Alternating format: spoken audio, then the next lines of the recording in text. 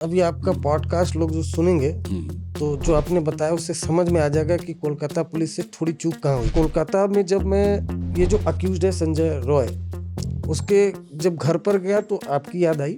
Rape के accused होते हैं, इनकी साइकोलॉजी क्या होती है? रेप तो किसी से भी किया जा सकता है, साड़ी पहनने वाली पे भी और छोटे कपड़े पे। अरे भाई, उस टाइम उस गैंग रेप के लिए मौत की सजा का प्रोविजन ही नहीं था। जैसे राम सिंह के साथ भी ऐसा ही था, उसकी 2-3 बीबी जो है छोड़ के चली गई थी। हमारे प्रोसीजर गलत हो सकते हैं पुलिस की थोड़ी सी नालायकी हो सकती है। केवल और केवल पुलिस प्रॉब्लम नहीं है, society has to come forward to deal with this problem. जैसे हमने निर्भया में किया था, जैसे ही 2-10 की कॉल्स डीसीपी को मिली।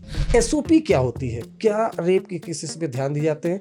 क्या चूक होती है तो केस गड़बड़ हो जाता है? क्रिमिनल लैप्सेस हैं और कुछ हैं एडमिनिस्ट्रेटिव लैप्सेस। अच्छा, लीगल मतलब लीगल से मतलब कहीं पर बायोलॉजिकल एविडेंसेस आपकी नालायकी की वजह से खराब हो जाता है। आप होते तो क्या करते?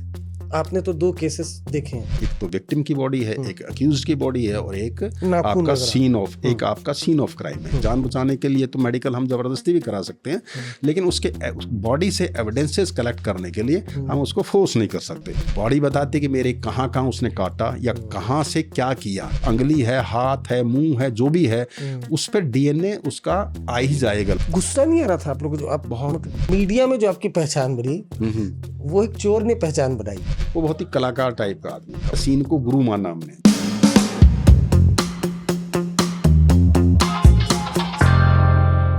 नमस्कार, आज तक रेडियो के स्पेशल पॉडकास्ट में आपका स्वागत है और आप देख रहे हैं अपना फेवरेट शो क्राइम ब्रांच। इस शो में हम लोगों से बात करते हैं, मिलते हैं उनसे जिनका कभी न कभी किसी न किसी तरह से क्राइम से नाता रहा है। आपको कुछ नहीं करना है, आपको सिर्फ सब्सक्राइब करना है और अपने सुझाव कमेंट बॉक्स में लिखने हैं। आज हमारे साथ एक खास मेहमान है जिनका नेटवर्क दिल्ली पुलिस में बहुत मजबूत माना जाता था। इन्होंने बंटी चोर कई बार पकड़ा और इन पर फिल्म भी बनी, ओए लकी लौकी ओए। लेकिन उससे बड़ी बात है कि दिल्ली में एक कांड हुआ था, निर्भया कांड। एक चलती बस में एक लड़की के साथ गैंगरेप हुआ था, जिससे पूरा देश उबल गया था। सिर्फ देश ही नहीं बल्कि पूरा विश्व उबल गया था। उस केस को महज 24 घंटे में सुलझाया था एसीपी राजेंद्र ने। राजेंद्र जी हमारे साथ हैं। Sir welcome. सर, इन दिनों कोलकाता रेप कांड की बहुत चर्चा हो रही होगी। जाहिर सी बात है, आपने 2 ऐसे हीनियस क्राइम खुद सुलझाए थे दिल्ली में, एक निर्भया कांड, एक धौला कुआं में रेप हुआ था। वो जो कोलकाता रेप केस है, इसको लेकर काफी चर्चा हो रही है कि क्राइम सीन डिस्ट्रॉय हो गया और कई लैप्सेस हैं। तो आप भी जाहिर सी बात है उसको बारीक से देख रहे होंगे। क्या लगता है आपको इस केस में कहाँ चूक हुई होगी?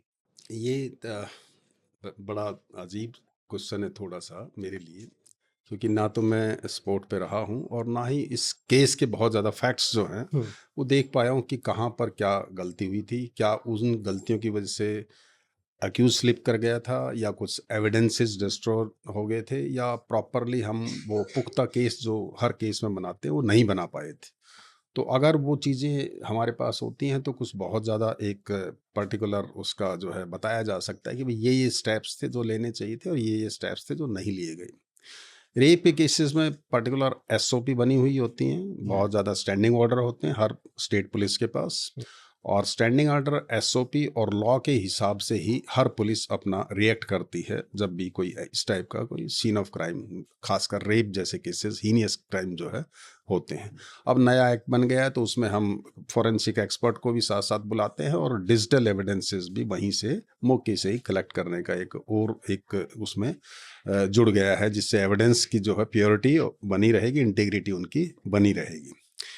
तो जब ये कॉल आती हैं तो क्या होता है कि जैसे कॉल के टाइम पे ही अप्रिशिएट करने की जरूरत पड़ती है किसी भी चीज़ को। जैसे ही हीनियस कॉल है, निर्भया के अंदर क्या डिफरेंस था, इसके अंदर वो ऐसा क्यों नहीं हो पाया, ऐसा जो परसेप्शन दिखाई दे रहा है उसका एक ही रीज़न है कि आप ग्रेविटी एक प्रॉब्लम्स की समझ लें। एक केस की इंफॉर्मेशन की ग्रेविटी को अगर आपने इनिशियल स्टेज पे देख लिया है तो आप उसी ढंग से फिर एक्ट करने लगा। अच्छा, मतलब आपके कहने का मतलब कि जो कॉल चली है, हाँ, जैसे ही कॉल है, जैसे एक डॉक्टर का, रेप का या मर्डर का भी है तो बहुत इंपॉर्टेंट है। एक तो एक हॉस्पिटल के अंदर एक लड़की के साथ इंसिडेंट होता है, ठीक है, रेप की चीज़ें लेटर स्टेज पे अगर रिवील भी होती हैं, लेकिन यही काफ़ी है कि एक लड़की के साथ इंसिडेंट है और ब्रुटल इंसिडेंट है और हॉस्पिटल के अंदर प्रेमिसेस के अंदर है, तो डेफिनेटली ये एक इम्पॉर्टेंट कॉल है पुलिस के लिए। और उस कॉल को जो है पुलिस ना केवल सिर्फ एएसआई या सब इंस्पेक्टर या लोकल पुलिस स्टेशन तक ही छोड़ा जा सकता है, उसको सुपरवाइजरी रैंक भी जो है उसको डायरेक्टली मॉनिटरिंग की स्टेज पे आ जाते हैं। सेंसिटाइजेशन है, जैसे ही अगर सीनियर ऑफिसर उसको कॉग्निजेंस ले लेते हैं प्रॉब्लम्स का, पहले तो कॉग्निजेंस प्रॉब्लम्स का लेना ज़रूरी है कि यस ये प्रॉब्लम ऐसी है जिसमें मेरा डायरेक्ट इंटरफेरेंस बहुत ज़रूरी है, अदरवाइज हो सकता है किसी लोअर रैंक्स के ऊपर इतना अपडेटेड नहीं, इतना ट्रेंड नहीं है या इतना लीगली बहुत ज़्यादा इफेक्टिव नहीं रहेंगे और मेरा उसमें डायरेक्टली इंटरवेंशन ज़रूरी है, तो उसको अप्रिशिएट करते हैं। जैसे हमने निर्भया में किया था, जैसे ही 2-10 की कॉल्स डीसीपी को मिली, डीसीपी ने उसी वक्त उस चीज़ को कॉग्निजेंस ले लिया कि ये कितनी बड़ी प्रॉब्लम्स हो सकती है या मुझे एज ए पुलिस ऑफिसर इसमें किस ढंग से रिएक्ट करना है। उन्होंने इमीडिएटली रिएक्ट किया, जैसे थे उसी सिचुएशंस में आए, उन्होंने उसी टाइम जो भी ऑफिसर्स उनको रिक्वायर्ड थे उस सिचुएशंस के अकॉर्डिंगली उनको बुलाया, और जो भी जैसे ही बात करते हो, जो फर्स्ट इंफॉर्मेशन आपकी स्टार्ट होती है किसी भी इंटरोगेशन में, प्राइमरी जो एविडेंसेस अवेलेबल हो सकते हैं किसी की एग्जामिनेशन के, जो विक्टिम है वहाँ पर, तो विक्टिम से फर्स्ट जो हो गए तो उनको इमीडिएटली टीम को एक्टिवेट कर दिया, और वो चीज़ें जो हैं जो बच सकती थी, जो अच्छे ढंग से की जा सकती थी, वो टाइमली टाइम फ्रेम के अंदर हुई, और वही एक वजह से कि 18 से 20 घंटे में हम केस को वर्कआउट करने में कामयाब हुए। हो सकता है, मैं ये नहीं कह सकता कि कलकत्ता पुलिस का कहाँ पर किस लेवल पे क्या रिस्पॉन्स रहा हो। हर स्टेट पुलिस, हर पुलिस ऑफिसर्स पूरी तरह से अपनी कोशिश करता है कि वो जो भी अवेलेबल सर्कमस्टांसेस हैं उसी के ढंग से रिएक्ट करे, और वो अपने सीनियर ऑफिसर्स को बताए क्या सिचुएशन है और उसी ढंग से उसमें चीज़ें हो। कई बार चीज़ें समझ में नहीं आ पाती इनिशियली, जब प्राइमा फेसी देखा जाता है, तो हो सकता है किसी स्टेज पे कोई लोअर रैंक के ऑफिसर्स के साथ कोई इस ढंग की रही हो कि वो उस सिचुएशंस को बहुत ढंग से अप्रिशिएट नहीं कर पा रहा हो, तो वो तो खैर अब मौका देखने के बाद ही पता लगता है कि मौके में क्या क्या चूक हुई है या नहीं हुई है। तो वो स्टेट पुलिस का क्या रोल उसमें रहा, कितना है, क्या एसओपी उन्होंने फॉलो किया या नहीं किया जो भी रेप से रिलेटेड है, या जो चीज़ें ज़रूरी हैं इस टाइप के सेंसिटिव केसेस के लिए उतना वो सेंसिटाइजेशन था या नहीं था लोकल पुलिस स्टेशन में, ये थोड़ी देखने की ज़रूरत है। लेकिन मैं समझता हूँ कि ये बात फैक्ट है कि जितना जल्दी और जब पहुंचा जाएगा तो डेफिनेटली उतने ही इंटैक्ट आपको एविडेंसेस मिलेंगे, और हो सकता है आप अक्यूज्ड को जल्दी पकड़ लें, जिससे कि जो भी बायोलॉजिकल एविडेंसेस उसकी बॉडी पे हैं वो इजीली रिकवर हो जाएं, और हम उससे जल्दी से उसको सज़ा कराने में फिर आगे जाके जो है बहुत इंपॉर्टेंट होते हैं वो उस टाइम के डिसीजन। सीबीआई ने सुप्रीम कोर्ट में बोला कि जो क्राइम सीन है वहाँ डिस्टर्ब हो गया। जब ये इंसिडेंट हुआ, सेकेंड डे कुछ भीड़ आती है, वहाँ तोड़फोड़ करती है, खासतौर से क्राइम सीन के बाहर। आपने जो एसओपी की बात की, खासतौर से निर्भया केस और धौला कुआं केस, जहाँ तक मैं जानता हूँ बहुत ज्यादा चर्चित रही है दोनों केसेस। क्या एसओपी होती है रेप के केसेस में, जो बीइंग ऑफिसर, चूंकि इसमें तो लेडी ऑफिसर अपॉइंट होती है, लेकिन चूंकि आप सुपरवाइज करते थे हर चीज को, अक्यूज को अरेस्ट करना वो आपका चैलेंज होता था, मैं खुद भी आपको कई सालों तक फॉलो किया। एसओपी क्या होती है, क्या रेप के केसेस पे ध्यान दिए जाते हैं, क्या चूक होती है तो केस गड़बड़ हो जाता है, और क्या आप एसओपी फॉलो करते हो तो केस स्ट्रांग होता है? देखिए, हमारे यहाँ पर एक स्टैंडिंग ऑर्डर होता है 303 है, यहाँ दिल्ली पुलिस के पास भी है, और हर स्टेट पुलिस के पास अपने अपने स्टैंडिंग ऑर्डर्स हैं। कुछ स्टैंडिंग इंस्ट्रक्शंस भी होती है कि रेप के केसेस आए। कुछ हमारी ऑनरेबल सुप्रीम कोर्ट और कंसर्न हाई कोर्ट्स जो है टाइम टू टाइम कुछ इंस्ट्रक्शंस पास करती रहती हैं, कुछ गाइडलाइंस पास करती रहती हैं, तो वो भी एक एज ए रूलिंग के तौर पे ऐसे केसेस, ऐसे हीनियस केसेस में ली जाती है। और रेप के केसेस में भी ऐसे बहुत सारे ऐसे हमारे Delhi honourable Delhi high court के और ऑनरेबल सुप्रीम कोर्ट के बहुत सारी ऐसी इंस्ट्रक्शंस पास की गई है, जो किसी न किसी टॉपिक पे या किसी ने पेटिशंस लगाई, उसके बेस पे पुलिस में जहाँ जहाँ फॉल्ट रहे या वो समझते थे कि यहाँ पर ये चीज़ें होनी चाहिए, वो सारी की सारी चीज़ें की गई है। बीपीआरएनडी जो इसकी नोडल एजेंसी है हमारे दिल्ली में, बीपीआरएनडी ने भी एक पूरी की पूरी कमेटी बना के एक रेप से रिलेटेड एसओपी उन्होंने तैयार की है और वो पूरे ऑल ओवर इंडिया में सभी कहीं सर्कुलेट है। ऐसे ही मेडिकल एविडेंसेस कैसे किए जाएंगे उनके बारे में भी एक एसओपी है, और वो कैसे इसको प्रिजर्व किया जाएगा, कैसे उसको उठाया जाएगा, कैसे पैकिंग होगी, वो भी एक पूरा एक एसओपी है, और वो स्टेट पुलिस के पास, सभी के पास वो भिजवाई गई है।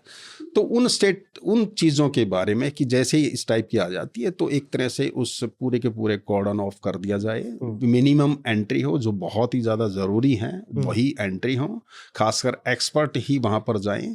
बाकी जो ऑफिशियल्स हैं वो भी, उनकी भी कम संख्या, जो नेसेसिटी है जहाँ जहाँ जिस आदमी को जाना है एग्जामिनेशंस के लिए जो है वो उस सीन से बाहर उसको प्रोवाइड कराएं, कोई सेपरेट रूम्स वगैरह है वो कराएं। सबसे पहले ये है कॉर्डन, जिससे बायोलॉजिकल एविडेंस बहुत ज़्यादा एक प्रॉन टू कंटेमिनेशन होते हैं, तो इसलिए उन एविडेंसेस को बचाने के लिए और से ज़्यादा एक्सपीरियंस होना चाहिए, बहुत ज़्यादा इसके लिए फैसिलिटी चाहिए, बहुत ज़्यादा उसके लिए वो चीज़ चाहिए। तो इस वजह से क्या होता है कि बायोलॉजिकल एविडेंसेस को बचाए रखने के लिए हम उसमें सारा का सारा एरिया कॉर्डन ऑफ किया जाता है, जो क्राइम सीन है उसको घेर लेते हैं। बेसिकली क्राइम सीन होता है। क्राइम सीन क्योंकि कई बार क्या होता है, क्राइम सीन से रिलेटेड कुछ दूसरी जगह भी जाके और चीज़ें फैल सकती हैं, जा सकती हैं। एक्यूज्ड का रास्ता आने का, जाने का, या एविडेंसेस आगे तक जो है एक्सटेंड कर जाते हैं। तो जब ये पुलिस ऑफिसर जो फर्स्ट रेस्पॉन्डिंग ऑफिसर्स है, उसको देखना है कि मैं कितना एरिया जो है मैं इसको कॉर्डन ऑफ करूं, और कॉर्डन ऑफ करने के बाद ये पुलिस का एक रूल हो जाता है कि कोई भी आदमी उस एरिया में बिना उसके अथॉराइज परमिशन के या बिना जो रिक्वायर्ड हैं उनके वहाँ पर नहीं आना चाहिए। अब कलकत्ता के अंदर जो जितना मैंने आपसे भी सुना है या जो भी है, वो जो पेपर्स के थ्रू ही मुझे पता लगा है कि वहाँ कौन कौन गया है, कौन कौन नहीं गया है। भीड़ थी, पूरी पिक्चर आई है, पूरी भीड़ वहाँ जमा थी। वो ठीक है, उन्होंने एक जो है सीबीआई ने अगर उसमें कुछ बनाया है कि उसने अपना रिपोर्ट सबमिट की है, उसको सीज्ड है वो मैटर, उसको सुप्रीम कोर्ट और हाई कोर्ट बहुत क्लोजली मॉनिटर कर रही हैं। तो अगर कोई लैप्सेस इस टाइप की रही होंगी लोकल पुलिस के, तो डेफिनेटली उसके करेक्टिव मेजर्स जो है जरूर लेगी, स्टेट गवर्नमेंट भी लेगी और स्टेट पुलिस को भी लेने चाहिए। और सुप्रीम कोर्ट और हाई कोर्ट जब अगर उस केस को देख रहे हैं, तो मुझे लगता है कि वो सीबीआई ने अगर कोई रिपोर्ट ली होगी और लगता है कि कंसर्न कोर्ट को कि हाँ भाई इसमें ये लैप्सेस रही हैं और एसओपी के अकॉर्डिंगली काम नहीं हुआ है, तो डेफिनेटली उसमें एक्शन लिया जाएगा। एक चीज़ और है, एक है कुछ क्रिमिनल लैप्सेस हैं और कुछ हैं एडमिनिस्ट्रेटिव लैप्सेस। अच्छा, एडमिनिस्ट्रेटिव लैप्सेस को कई आदमियों का रोल जो केस से रिलेटेड नहीं होता, कई आदमियों का जैसे आपने बताया कि भीड़ ने अटैक कर दिया है, किसी ने कोई और इन्फॉर्मेशन दे दी, या आउटसाइड द उस जो स्पॉट है उससे अगर आप अलग रह के रिएक्ट करते हो या अलग रह के कुछ इन्फॉर्मेशन देते हो या शेयर करते हो और वो एडमिनिस्ट्रेटिवली आपका डोमेन में आती है, तो एडमिनिस्ट्रेटिव कई लैप्सेस हो सकती हैं, कुछ प्रोसीजरल लैप्सेस भी हो सकती हैं और कुछ लीगल लैप्सेस हैं। लीगल लैप्सेस जो हैं वो ठीक नहीं हो सकती अगर वो एक केस के ऊपर बहुत ज़्यादा इम्पैक्ट डालती हैं।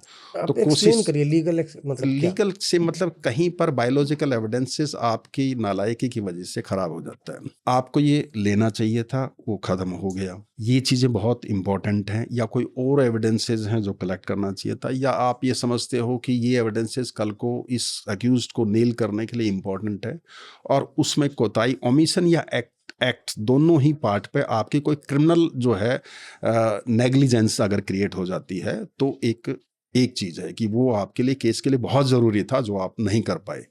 कुछ है एडमिनिस्ट्रेटिव या प्रोसीजरल लैप्सेस, प्रोसीजर है जैसे एसओपी की कैसा है भाई, आप ये करोगे, कॉर्डन ऑफ करोगे एरिया को, उससे ज़्यादा बाहर यहाँ इतना एरिया कॉर्डन ऑफ करोगे, कंप्लेनेंट जो है, जो विक्टिम है, उसके फादर को इस ढंग से बताओगे, इन्फॉर्मेशन इस ढंग से दोगे, या जो फर्स्ट रेस्पॉन्डर हैं जैसे क्राइसिस सेल्स हैं जो बने हुए हैं, विमेन रेप क्राइसिस सेल्स, उनको बताओगे पहले, वो अपना एक स्पोर्ट्स पर्सनस के तौर पे किसी को अपॉइंट करेंगे, स्पोर्ट पर्सन आएगा मौके पे, वो उससे बात करेंगे, बात करते टाइम अगर बच्चा है, लेडी है, तो उसके साथ फैमिली स्पोर्ट्स वगैरह वो भी उसमें रहेगी, उसको एक एनवायरनमेंट प्रोवाइड किया जाएगा। तो बहुत सारी ऐसी चीज़ें हैं जो हम एक ऐसा एनवायरनमेंट उसको फैसिलिटेट करेंगे जिससे हम ज़्यादा से ज़्यादा इंफॉर्मेशन जो है उसमें ली जा सके। तो वो कई बार कहे इन पार्ट पे फेलियर्स जो है वो कई बार प्रोसीजरल लैप्सेस होते हैं, बहुत ज़्यादा डैमेजिंग नहीं होते लेकिन एसओपी के पार्ट होते हैं, तो एडमिनिस्ट्रेटिव एक्शंस के लिए लायबल हो जाते हैं जो है आदमी है। कई बार इंस्टीट्यूशनल जो है, जैसे इस केस में है, जैसे हॉस्पिटल है तो इंस्टीट्यूशनल लाइबिलिटी है। जैसे कि अगर पॉक्सो के केसेस में तो वो तो मीडिया भी, इंस्टीट्यूशंस भी, सबके ऊपर एक लीगल लाइबिलिटी क्रिएट कर दी कि भाई अगर इनसे रिलेटेड कोई इन्फॉर्मेशन है या कोई इनके साथ कोई इंसिडेंट होता है, आपकी नॉलेज में है और आप नहीं बताते तो भी आपके खिलाफ ये एक्शन बनता है। पर रेप जो मेजर केसेस है, एज सच कोई वाइकेरियस लाइबिलिटी जो है वो बहुत ज़्यादा लीगली उसमें एनफोर्स नहीं की गई है। लेकिन ये यूजुअल कोर्स में ये प्रैक्टिस है कि जो भी इंस्टीट्यूशंस हैं उनकी भी एक लीगल, एक वाइकेरियस लाइबिलिटी बनती है कि उस मैटर को प्रॉपरली टेकअप करें, इंफॉर्मेशन दें, असिस्ट करें पुलिस को, और बहुत ज़्यादा भीड़ जो है उसको ना आने दें, एंट्री एग्जिट्स को रेगुलेट करें। ये सारी की सारी चीज़ें किसी भी केस के लिए ज़रूरी है कि मौके को जो प्रिजर्व किया जाए प्रॉपरली। आप होते तो क्या करते? आपने तो 2 केसेस देखे हैं, आप होते तो क्या करते? और सरल भाषा में, आम भाषा, बायोलॉजिकल एविडेंस क्या होते हैं? आप अगर होते, आप कोलकाता में होते, आपको कॉल मिलती, फर्स्ट आप जाके क्या करते? देखिए, एक बात है, एक केस के अंदर क्या होता है कि हम, जैसे एक मर्डर का केस है या कोई एनकाउंटर का केस है या कोई रेप का केस है, हर केस की कलेक्शन ऑफ एविडेंस जो है ना वो डिफरेंट, तरीका एक ही है, लेकिन कहाँ से उसको लिया जाए और कैसे लिया जाए ये डिफरेंट है। अभी तक क्या होती है, जैसे हम रेप के केसेस जिसमें जिंदा आदमी रह जाते हैं, तो हम क्या करते हैं कि जैसे रेप के केस में बायोलॉजिकल एविडेंसेस 2 या 3 जगह ही मिल सकते हैं। एक तो विक्टिम की बॉडी है, एक अक्यूज्ड की बॉडी है, और एक आपका सीन ऑफ क्राइम है। 3 ऐसी जगह हैं जहां बायोलॉजिकल एविडेंसेस आपको मिल सकते हैं, मिलने लाजमी है। तो आप क्या करोगे, विक्टिम की बॉडी को प्रिजर्व, एक तरह से इंटैक्ट रखने की कोशिश करोगे, उसको, उसके कपड़े जितने भी हैं उनको बहुत ही अच्छे ढंग से उनको प्रिजर्व कराना पड़ेगा। उसको किसी वाइट पेपर शीट पे खड़ा करके उसमें से उसको निकाल के उसको फोल्ड करके, जिससे वो डिस्टोर्ट ना हो कोई भी, या खराब ना हो, प्यूट्रीफाइड ना हो, या गिरे नहीं, उसको रखते हैं। उसके बाद उसको नए कपड़े, ऐसे ही एक्यूज्ड के मेडिकल से पहले उसके कपड़े, क्योंकि कपड़े, फिर उसकी बॉडी का, पहले उसके कपड़े प्रिजर्व कराओ, फिर उसकी बॉडी को प्रिजर्व कराओ। बहुत, क्योंकि बॉडी पे नाखून भी मिलेंगे, बॉडी पे डीएनए भी मिलेगा, बॉडी पे दांतों के भी निशान मिल सकते हैं। दो एक्सचेंज ऑफ जो मटेरियल है वो बायोलॉजिकल मटेरियल है, वो दोनों की बॉडी पे मिलेगा, अक्यूज की बॉडी पे मिलेगा, इसकी भी बॉडी पे मिलेगा। जिंदा केसेस में क्या होता है कि कई बार जो है, जो लड़की है वो कई बार मेडिकल के लिए हम फोर्स नहीं कर सकते उसको, उसके मेडिकल्स जो है हम मेडिकल कराते हैं, लेकिन अगर वो इंजरी के लिए तो मेडिकल ठीक है, उसकी जान बचाने के लिए तो मेडिकल हम जबरदस्ती भी करा सकते हैं, लेकिन उसके बॉडी से एविडेंसेस कलेक्ट करने के लिए हम उसको फोर्स नहीं कर सकते। तो उन केसेस में क्या होता है कि जब अगर लड़की ने अपनी बॉडी को प्रोवाइड नहीं कराया फॉर सीकिंग बायोलॉजिकल एविडेंसेस, तो हमारे पास फिर रास्ता क्या बचता, फिर एक्यूज ओरिएंटेड इन्वेस्टिगेशन करनी पड़ती है। जब बॉडी एक्यूज ओरिएंटेड, अब हमें ये पता है कि भाई रेप का केस, तो रेप का केस क्या है, उसकी डेफिनेशन क्या है। रेप के केस में क्या है, पेनिट्रेशन इंपॉर्टेंट है, इंसर्शन इंपॉर्टेंट है, मैनिपुलेशन इंपॉर्टेंट है, और जो है आपका माउथ एप्लीकेशन। तो आप जो है, अब पेनिट्रेशन के लिए तो डिजिट भी, ये भी हाथ, पैर, अंगूठे, ये सब यूज हो सकते हैं। तो वहाँ डीएनए मिल सकता है एक्यूज्ड के बॉडी के ऊपर, उनको प्रिजर्व करा के उनसे वहाँ से डीएनए प्रोक्योर कराने की। सिर्फ पिनाइल इंटरकोर्स वही नहीं है, आज की डेट में जो रेप की डेफिनेशन है उसमें सिर्फ पिनाइल जो है पेनिट्रेशन ही नहीं है, उसके अलावा भी कई पेनिट्रेशंस के तरीके हैं। तो वो क्या है कि वो सारे के सारे तरीकों से हमें ये देखना पड़ता है कि इस आदमी की, जो लड़की ने जो स्टेटमेंट दी है, उसके हिसाब से इस आदमी के किस किस पोर्शन में कौन कौन सा बायोलॉजिकल एविडेंसेस हमें मिल सकता है।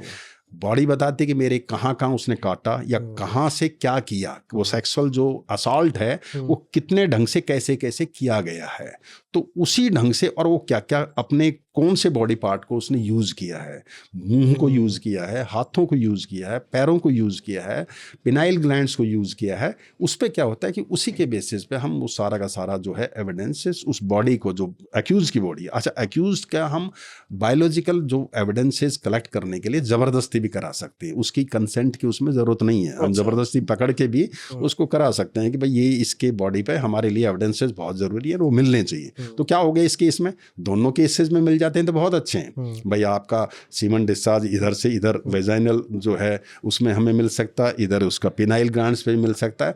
तो मान लो लड़की ने नहीं कराया है एग्जामिनेशन, लेकिन हमारे पास लड़का उस टाइम में मिल गया, जैसे इस केस में मिला 18 घंटे में, तो उसकी पिनाइल ग्लैंड्स का या जितने भी पार्ट्स हैं उसका सबका हम डीएनए कराएंगे, तो पिनाइल ग्लैंड्स अगर इंसर्शन है या पेनिट्रेशन है तो डेफिनेटली अंगुली है, हाथ है, मुंह है, जो भी है उस पर डीएनए उसका आ ही जाएगा लड़की का। जैसे ही लड़की का डीएनए आ जाएगा तो जो 4 लिम्स है हमारी रेप की डेफिनेशंस की, उसमें किसी ना किसी लिम्स में वो प्रूव कर जाएंगे। ये तो जिंदा है लड़की, अगर लड़की मरने के बावजूद भी जो भी उसका वेजाइनल स्वाब्स है या जितने भी उसके बॉडी के ऊपर पार्ट्स हैं वो कब कर पाएंगे, जब हम उसको बॉडी को डिस्टर्ब नहीं करेंगे, क्योंकि डॉक्टर्स के लिए ज़रूरी है कि उसकी बॉडी का जब माइन्यूटली जो है वो पोस्टमार्टम करेंगे, देखेंगे तो सारी की सारी चीज़ें निकालेंगे। ठीक है, तो इनिशियल स्टेज पे हमारे लिए सबसे ज़्यादा है बायोलॉजिकल एविडेंस को प्रिजर्व करना, खासकर रेप के केसेस में। ठीक है, फिर वो कितना घॉस्टली या कितने ब्रूटल तरीके से मर्डर किया गया है वो फिर मेडिकल ओपिनियन जो है लेटर स्टेज पे इंपॉर्टेंट हो जाएंगी। केस को खोलने के लिए फिर हमारे सीसीटीवी कैमरास या किसका एंट्री है, किसका एग्जिट है, किस टाइम पे है, कौन कौन सस्पेक्ट्स हो सकते हैं, वो सारी चीज़ें। तो जब भी आप मौका होता है ना तो आप उस मौके से लेके चलते हैं। स्टार्टिंग आपकी जो है स्पॉट ऑफ क्राइम जो है, जो सीन ऑफ क्राइम जिसको कहते हैं हम, सीन ऑफ क्राइम से स्टार्ट होता है। सीन ऑफ क्राइम पहली बात है, अगर हमें एस्टेब्लिश कर पाते हैं कि यही सीन ऑफ क्राइम है और यहीं हमारा क्राइम हुआ है, तो आपस में जो है ना ये बोलते हैं, एविडेंसेस बोलते हैं, अपने आप ही बोलते हैं। आपको आवाज़ को सुनना है कि वो क्या बोलना चाह रहे हैं, वो क्या कहना चाह रहे हैं। और ये तीनों का बहुत ज़्यादा इन्वेस्टिगेशन, बहुत ज़्यादा कोई एक कॉमन सेंस का काम है कि सिर्फ 3-4 चीज़ों को लिंक करना है। जैसे हमने इसमें किया निर्भया के केस में, हमारे पास क्या था, अक्यूज्ड की बॉडी थी, उनके कपड़े थे, विक्टिम की बॉडी थी, उनके कपड़े थे, जहाँ उसको डाला था महिपालपुर में वो जगह थी, जहाँ इंसिडेंट हुआ था बस वो बस थी, और जहाँ उनके कपड़े जलाए थे या डिस्ट्रॉय किए गए थे, धोया गया था, वो जगह थी। तो इन चीज़ों पे जो भी बायोलॉजिकल एविडेंसेस किसी का भी है तो बहुत ही एग्जैक्ट साइंस है आज की डेट में, डीएनए साइंस जो वेरी एग्जैक्ट, मतलब कोई सर्कमस्टांशियल एविडेंस नहीं है। ये साइंस इतनी एक्यूरेट है कि अगर इसमें आप कामयाब हो जाते हो कनेक्ट करने के लिए अक्यूज्ड और विक्टिम को, तो डेफिनेटली उसको सजा देगी, चाहे कोई और एविडेंस है या नहीं है आपके पास। ठीक है, तो इतनी एग्जैक्ट साइंस है, तो हम क्यों ना सर्कमस्टांशियल एविडेंसेस की बजाय पहले हम डायरेक्ट एविडेंस, जो एविडेंस अगर कोई आई विटनेस है तो बहुत ही अच्छी बात है, पहले आई विटनेस का डायरेक्ट एविडेंस हम कलेक्ट करते हैं, उसके बाद बायोलॉजिकल एविडेंसेस कलेक्ट करते हैं, उसके बाद फिर हम डिजिटल, इलेक्ट्रॉनिक या जो भी चीज़ें हैं, या जो हमारा ट्रेडिशनल सिस्टम है कि भाई उसकी कोई चोरी करी गई, उसकी कोई चीज़ लेके गया आदमी, तो उसकी रिकवरी जो 27 के अंदर एविडेंस एक्ट में हम रिकवरी करते हैं, तो रिकवरी के थ्रू कनेक्ट करते हैं कि इसने डिस्क्लोजर किया था, इसके बेस पे रिकवरी हुई है, तो वो रिकवरी वो रेलिवेंट हो जाती है लॉ में। तो वो बहुत सारी चीज़ें इसमें ज़रूरी है। कोई भी इन्वेस्टिगेटिंग ऑफिसर है, और बहुत ही कॉमन चीज़ें हैं, बहुत कोई स्पेशल चीज़ें नहीं, हर जो भी इन्वेस्टिगेटिंग ऑफिसर इन चीज़ों से कनेक्टेड होता है वो ये सारी बेसिक चीज़ें करता है। एसओपी है, सभी कहीं बनी हुई है, सिर्फ ये है कि जैसे रेप का केस है उसको एक सेग्रीगेट करके अगर हम देख लें, एसएचओ स्टैम्प या एसीपी देख लें, भाई इसके अंदर एक सब इंस्पेक्टर रैंक का लेवल का ऑफिसर ही जाए, क्योंकि वो थोड़ा सा सेंसिटाइज है, थोड़ा ट्रेंड है, उसको पता है कि उसको क्या करना है। तो एक तो पहली हमारी कोशिश ये हो, और उसके बाद फौरन कम्युनिकेशन जो है वो सीनियर रैंक को मिल जाए, जिससे कि वो उसकी कॉग्निजेंस ले सकें उस मौके की, उस सिचुएशंस की, और वो चीज़ जो है टाइमली। अब जैसे निर्भया के केस में जब तक सड़कों पे लोग आए थे तब तक तो हमने वो सारा का सारा केस जो है वो अपने कंट्रोल में करके क्रैक करके जो एविडेंसेस हमारे मिलने थे या ले सकते थे हम मौके से, वो ले चुके थे।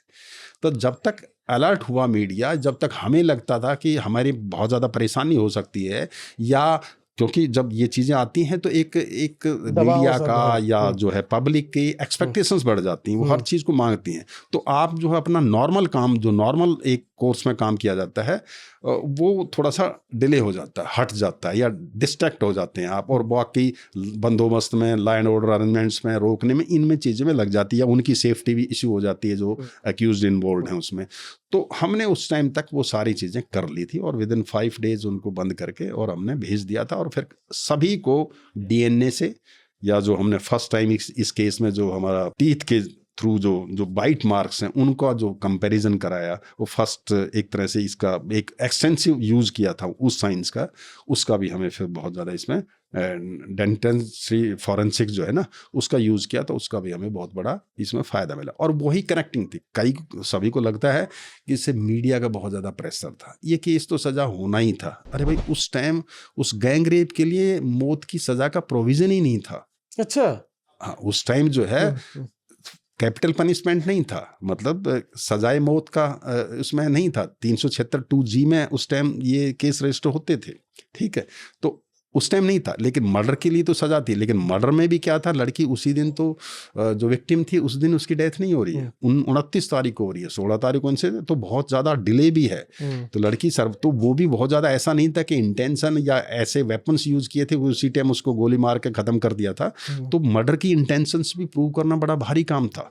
तो ऐसा कहना कि भाई यहाँ चारों तरफ से बहुत ज़्यादा इंसिडेंट हो गए थे, प्रेशर था, पब्लिक प्रेशर था, पब्लिक आउटक्राई थी, इसलिए पुलिस और इसलिए जो है शायद हो सकता है कोर्ट भी जो है उस प्रेशर में आके उनको पनिशमेंट देना था या कैपिटल पनिशमेंट, ऐसा नहीं था। ये केस इतना था, 6 तरीके से उनका आइडेंटिफिकेशन किया गया था। किसी भी केस में किसी भी अक्यूज को जब तक आप इन्वॉल्व नहीं दिखाओगे कि यही सही आदमी है जिसको हम आइडेंटिफाई कर रहे हैं, जो इसमें इन्वॉल्व है, तो आइडेंटिफिकेशन फिंगरप्रिंट से आइडेंटिफिकेशन, DNA से आइडेंटिफिकेशन, दांतों से आइडेंटिफिकेशन, उसका जो TIP हमारी जो नॉर्मल TIP होती है जो कोर्ट के थ्रू होती है उससे आइडेंटिफिकेशन, कोर्ट में डॉक आइडेंटिफिकेशन है उससे आइडेंटिफिकेशन, लड़कियों ने या लड़के ने जो नाम बताए उससे आइडेंटिफिकेशन, तो 6-7 तरीके से तो इसका आइडेंटिफाई हमने इसमें किया।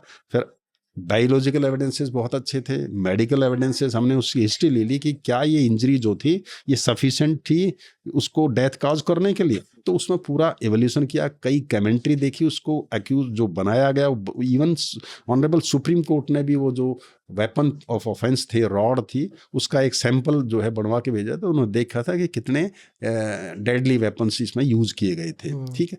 तो हर छोटी छोटी चीज़ बहुत ज़्यादा मायने रखती है इन्वेस्टिगेशन में। आप उन चीज़ों को उसी ढंग से उसी पर्सपेक्टिव में रखोगे तो आपको ज़्यादा उसमें फ़ायदा मिलेगा। अभी आपका पॉडकास्ट लोग जो सुनेंगे तो जो आपने बताया उससे समझ में आ जाएगा कि कोलकाता पुलिस से थोड़ी चूक कहाँ हुई, क्योंकि आपने बताया कि कॉल के बाद तुरंत क्विकली रिस्पॉन्ड करना है, मौके पे पहुंचना है। और यहाँ पर तो जो सुप्रीम कोर्ट की हियरिंग है वहां पर भी हुआ कि FIR लेट हुई। अच्छा, FIR लेट हुई तो वो कोई इशू नहीं है, क्योंकि बहुत लोगों को नहीं मालूम है कि पहले जब कॉल होती है तो सबसे पहले मौके पर IO जाता है, उसके बाद सब कुछ देखता है, कुछ बाद में FIR रजिस्टर करता है, टाइम उस वक्त की डाल देता है।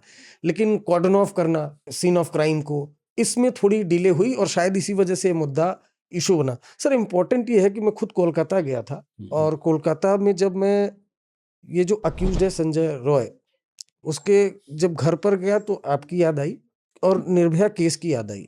जो अक्यूज्ड का घर है और जो ये राम सिंह जो अक्यूज्ड RK पुरम में जो थे, काफी कुछ जो सिमिलरिटी थी। मेरा सवाल सीधा सीधा आपसे है कि क्या ये जो रेप के अक्यूज्ड होते हैं इनकी साइकोलॉजी क्या होती है? आपने तो करीब से इंटरोगेट किया होगा, कम से कम 2 केसेस तो मैं जानता हूँ। इनकी साइकोलॉजी क्या होती है? क्या कुछ अलग होती है, कुछ लोगों से अलग होती है, या कई बार सडन गुस्सा आता है? इनकी साइकोलॉजी क्या होती है? बड़ा डिफिकल्ट क्वेश्चन है। वैसे तो मैं साइकोलॉजिस्ट नहीं हूँ, लेकिन एज ए पुलिस ऑफिसर जितनी समझ जो अभी तक इन्वेस्टिगेशन करने के बाद मेरे को मिली है, कुछ आदमियों को थोड़े कैटेगराइज किया जा सकता है कि जैसे कि कुछ आदमी ऐसे हैं जो रिपीट ऑफेंडर्स होते हैं, जो कि बैकग्राउंड बहुत ज़्यादा मैं मायना इसमें नहीं दूंगा, क्योंकि बैकग्राउंड तो ये है कि आपकी सेक्सुअल अर्ज किसी की हो सकती है, किसी की भी एक नेचुरल है सेक्सुअल अर्ज हुआ। अब सेक्सुअल अर्ज को पूरी करने के तरीके डिफरेंट हैं सोसाइटी के, वो उसके स्टेटस के ऊपर डिपेंड करता है। तो कई किसी ढंग से करते हैं, कई यहाँ से विदेशों में चले जाते हैं, कई यहाँ जो है पे करके जो है 5 स्टार होटल में करते हैं। एक डिफरेंट तरीके हैं। जिसके पास पैसा नहीं है उसका डिफरेंट तरीका है उस सेक्सुअल अर्ज को चैनलाइज करने का, उस सेक्सुअल अर्ज को निकालने का। ये एक चीज़ है। दूसरी ये चीज़ है कि अब तो इसलिए ये कहना कि भाई यही एक क्लास करती है या ये क्लास नहीं करती, वो थोड़ा सा बहुत ज़्यादा मेरे पास ना तो ऐसा डाटा है ना मैं इस कहने की सिचुएशन में हूँ। लेकिन एक बात ज़रूर है कि आदमी जो है उसके जो टेम्परामेंट है, उसकी जो बैकग्राउंड है, उसकी पढ़ाई लिखाई है, उसका लालन पोषण है, वो सारी चीज़ें उसके एक करेक्टर बिल्डिंग में, एक पर्सनालिटी को बिल्डअप करने में योगदान देती है। उसका बहुत बड़ा रोल होता है। चाहे राम सिंह हो, चाहे ये लड़का हो जो वेस्ट बंगाल का है, दोनों का ही। और मैं इसको एक चीज़ सोचूंगा, एक तो रिपीट ऑफेंडर है जो हमेशा इन चीज़ों को करते रहते हैं, इन चीज़ों में इन्वॉल्व रहते हैं सुबह से। एक होता है इंड्यूस्ड मैं थोड़ा सा बाद में आपको बताता हूँ कि मतलब क्या वजह है इंड्यूस की। इंड्यूस में ये होता है कि चलो कि जैसे पोर्न देखता है, ठीक है, हाँ, जैसे ड्रग्स ले लिया। आई एम सॉरी, मैंने हाँ, आपको इसीलिए बोला, जो संजय रॉय है, बैकग्राउंड की बात की, वो यही करेक्टर है। जिस तरह से राम सिंह जो निर्भया के कुछ थी कि इंटरनेट हिस्ट्री, इसके मोबाइल से बहुत इंसेक्ट वीडियो मिले पॉर्न के, तो हाँ, इसलिए मैंने इसमें बोला था। 3 चीज़ें। एक तो देखो मेंटल करेक्टर होता है कि भाई ठीक है, 24 घंटे उसके दिमाग में ये होता है कि मैं लड़की की तरह से ऑब्सेस्ड होता है, ऑब्सेशन उसको। और ऑब्सेशन इस हद तक है कि उसका मेंटल इक्विलिब्रियम हिला हुआ है कि वो करेगा, तो रिपीट क्राइम करता रहता है, चाहे बच्ची से करो चाहे किसी से करो, उसको कोई ना कोई इस टाइप की एक्टिविटी के लिए चाहिए ही चाहिए। तो ये रिपीट ऑफेंडर है, उसका सॉल्यूशन मेडिकल साइंस कर सकती है या किसी दूसरे ढंग से किया जा सकता है, उसका एक सॉल्यूशंस हैं। आजकल जो है लंबी जो केमिकल कास्ट्रेशंस हैं, फिजिकल कास्ट्रेशंस हैं, या इंड्यूस करके कोई उसके टेस्टोस्टेरोन को किया जाए, तो वो एक डिफरेंट तरीका है जिसको डील करने का, वो सोसाइटी कर सकती है। मतलब society has to come forward to deal with all these issues, ठीक है। एज ए पुलिस ऑफिसर उसमें बहुत ज़्यादा हमारे पास नहीं है। कुछ इंड्यूस्ड कैरेक्टर हैं जो कि एक टेम्परेरी जो है, जिनके अंदर एक रेगुलरली कुछ टेम्परेरी, जैसे ड्रग्स हो गया, जैसे लीकर हो गया, जैसे कि आप जो पोर्न्स मटेरियल हो गया, या किसी ने दवाई एक्सेस में ले ली, व्याग्रा ले ली, या कोई इस टाइप की जो इंड्यूस दवाई करती हैं, जो या उसने आपने कोई ऐसी फिल्म देख ली, या कई बार जैसे रेप तो किसी से भी किया जा सकता है, साड़ी पहनने वाली पे भी और छोटे कपड़े पे। लेकिन अगर उस टाइम जब आप इंड्यूस सिचुएशन में हो तो छोटे कपड़े तो प्रीफर वो जो है इमीडिएटली इजीली अवेलेबल होते, तो उसको वो भी एक तरह से इंड्यूसमेंट के तरीके में आ जाती है। तो बहुत सारी ऐसी चीज़ें जो टेम्परेरी इंड्यूस करती हैं आदमी को, ठीक है। इस केस में भी शायद ऐसा ही है,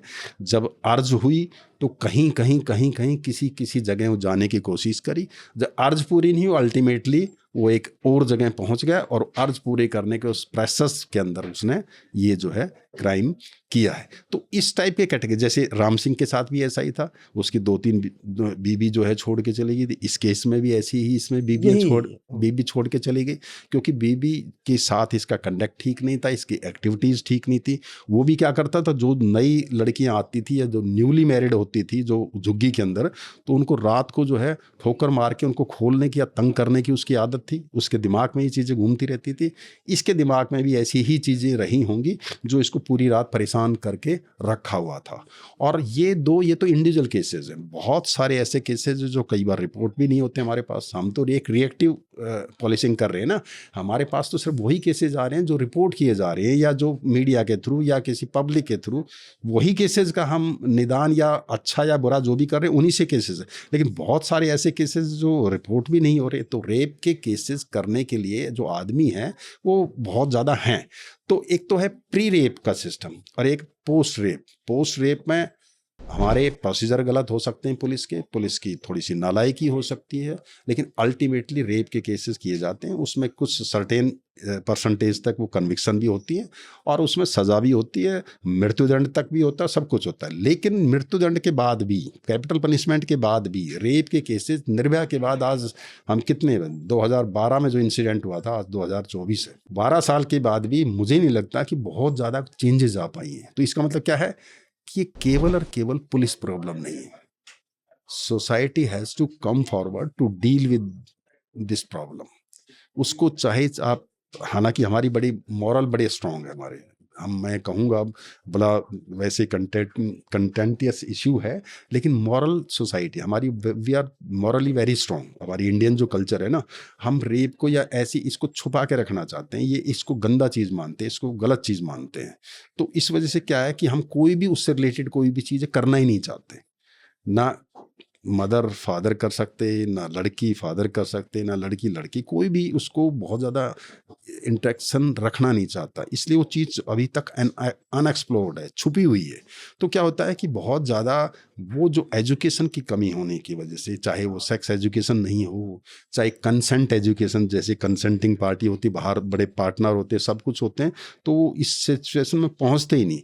कंसेंट देते नहीं देते तो चुप रह जाइए। हमारे यहाँ कंसेंट नहीं दे तो ईगो आ जाती है, एक मैन ईगो जो है ना वो क्रिएट हो जाती है। ऐसा कैसे होता है कि हमारी सोसाइटी में एक जो है ना वो एक हेगेमनी है, ये विमेन जो है ना वो मतलब आदमी की जो है एक पावर, पैट्रियार्कल सोसाइटी है, तो इस वजह से वो चीज़ आ जाती है। तो वो सोचता है, बर्दाश्त नहीं करता इन चीज़ों को कि कैसे यार, ये तो एक कम्युनिटी के तौर पर उसको हम यूज़ करते हैं। तो उसके लिए क्या है कि इनिशियल स्टेज से ही सेक्स एजुकेशन की भी ज़रूरत है, कंसेंट एजुकेशन की भी ज़रूरत है, को एजुकेशन की भी ज़रूरत है, सेफ सेक्स एजुकेशन की भी ज़रूरत है, फैमिली का पार्टिसिपेशन भी ज़रूरी है, क्योंकि family is the first nursery जहाँ ये चीज़ें दिखाई देती है। ठीक है, तो इन सारी की सारी चीज़ों के लिए ज़रूरी है कि इसको ओवरऑल देखा जाए। जो प्री रेप जो सिचुएशन है अगर वो बेटर होगी तो प्रिवेंशन ज़्यादा बेटर होगा।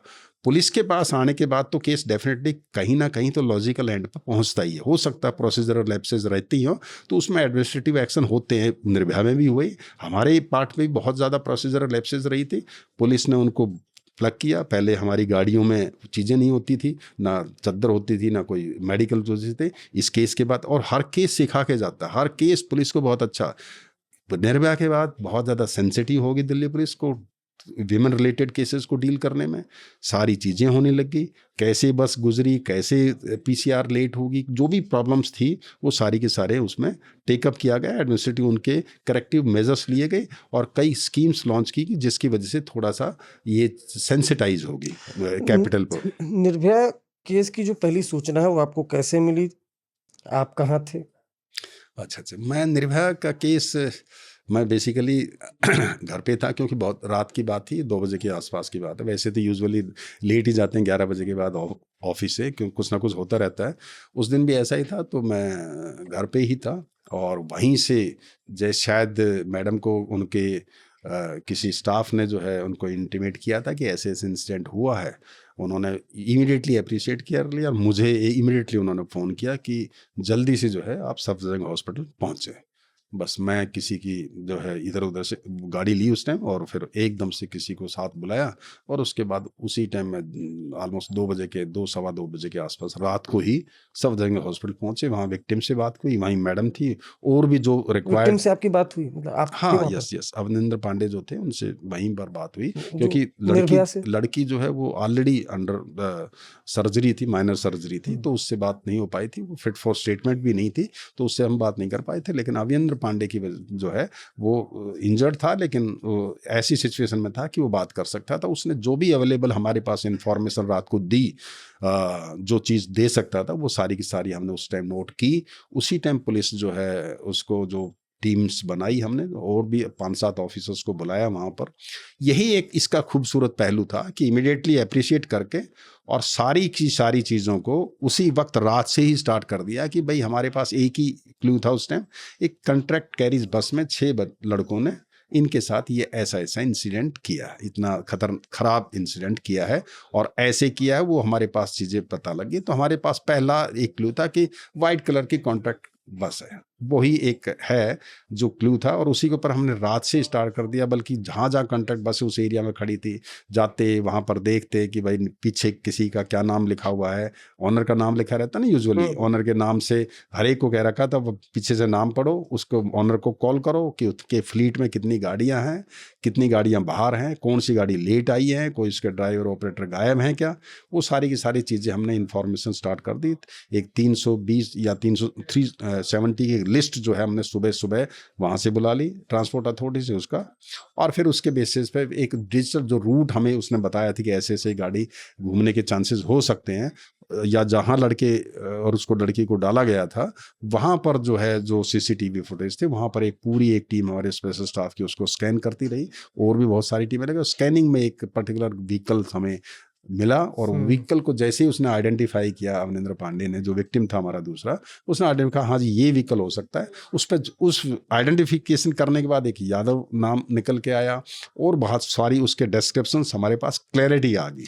उस डिस्क्रिप्शन के बेसिस पे फिर हमने जो लिस्ट हमारे पास ऑलरेडी थी उसके बेसिस पे हमने चलाई और फिर गुड़गांव, नोएडा, दिल्ली, बहादुरगढ़ इसके जो एरिया थे उसमें वो फर्स्ट, और वो 4 बजे तक हमारे को बस जो है वो नोएडा घूम के छोड़ के सवारियों को वापस आके जैसे रविदास कैंप में खड़ी हुई तो वहाँ पर उसको ले लिया गया। वहाँ पर फर्स्ट जो हमारा राम सिंह जो था, इसमें जो ड्राइवर था उस गाड़ी का, वो गाड़ी उसके साथ हमें मिला और वहीं पर अरेस्ट करके फिर आगे इसमें कार्रवाई चलाई। आपने अक्यूज से पूछताछ करी हुई इन सब से, क्या माइंडसेट था उनका? मतलब इतना हीनियस क्राइम, पूरा दुनिया हिल गई थी, क्या वो कैरेक्टर क्या था? रिमोर्सलेस। उसको मुझे नहीं लगता कि कोई ऐसा भी नहीं था कि वो फर्स्ट टाइमर लग रहा है। टोटली रिमोर्सलेस। उसको कोई बहुत ज्यादा ऐसी चिंता नहीं थी कि उसने क्या किया है, कितना हीनियस ढंग से किया है और क्यों किया है, क्या वजह रही है।